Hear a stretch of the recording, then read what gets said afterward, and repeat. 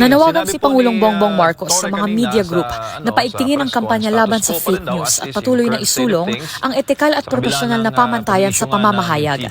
Sa kanyang talumpati sa oath-taking ng mga bagong halal na opisyal ng iba't ibang media group, kinilala ng Pangulo ang kritikal na tungkulin ng media sa nation building bilang tagapaghatid ng katotohanan at sa pag-akay sa publiko sa paglikha ng mga informed decision.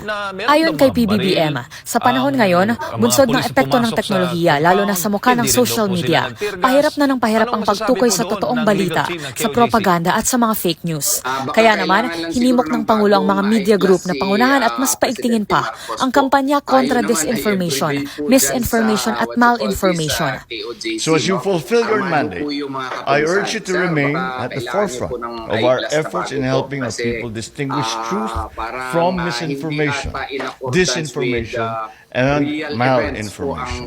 The mass, the volume of information is so much because of our technological advances. It is so much that we must play a part in trying to help ordinary readers, citizens to discern.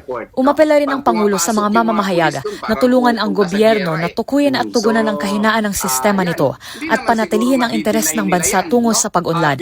Kabilang na dito ang pagbibigay boses sa mga marginalized sector. At sa kanyang pagtatapos, tiniyak ng Presidente na patuloy na isusulong ng gobyerno ang bansa na ligtas para sa mga media practitioner kung saan malaya silang makapagpapahayag. Para sa MBC TV Network News, ito si Rose Babiera. Una sa Pilipinas, una sa Pilipino.